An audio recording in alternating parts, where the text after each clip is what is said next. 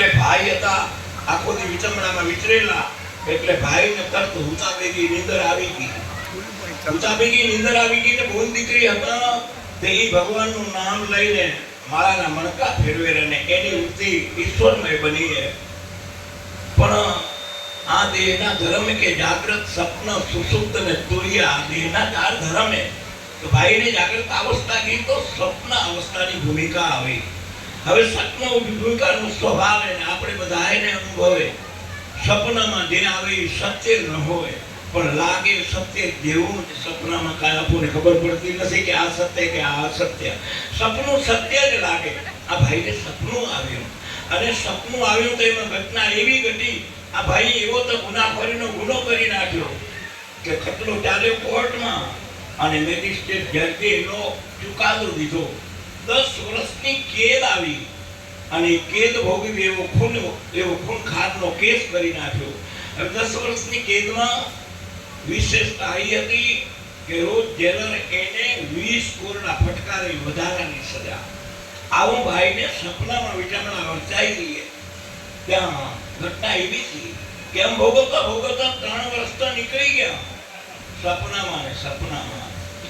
પણ જ્યાં 3 વર્ષ પછી એક દિવસનો સમય એવો આવ્યો અને એવો તો કોરડો જીકીને જેલરે માર્યો.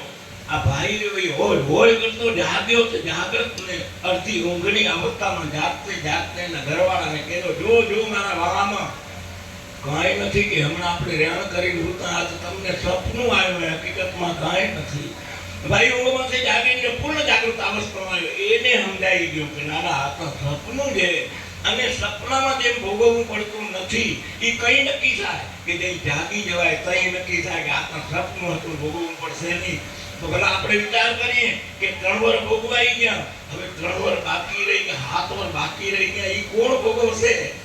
તો કે જેમ ખબર પડી ગઈ કે આ તો સપનું ખોટું અને ભોગવવું ન પડે એમ જ આ આંખ વિચાર ત્યાં આવ્યું અને આ સપનું આપણું એવું 80 વર્ષનું કે ખુલ્લી આંખનું સપનું હોય. જવાવાળા બે હાથમાં કાંઈ આવનારું જબ તું જગત મેં જન્મત હૈ સબ જગ હસે તું ક્यों રોય ऐसी करनी करके चलो તું હસો ને પીછે જગરો. કે આ કરવા માટે આ મનુષ્ય જન્મ છે મોક્ષનો દ્વાર તે નહીં પામો તમે વારંવાર કરોડો જન્મના પુણ્યનો ઉદય થાય કે આવો માનવ દેહ પ્રાપ્ત થાય આવો રતન પદાર્થમ દેહ આપણે પ્રાપ્ત થયો હોય અને હમણાં ન કરવાનું થઈ ન જાય અને કરવાનું પણ કે રહી ન જાય એના દોરને દોહરાવવા માટે આ મહાપુરુષો આ જગતના સંસારના ત્રિવિધ તાપમાંથી પાર ઉતરી સંસારને છોડ્યા પછી સંસારની ચિંતા કરે એનું નામ સંત અને એવા સંતોની વિચારધારાનું વલણ.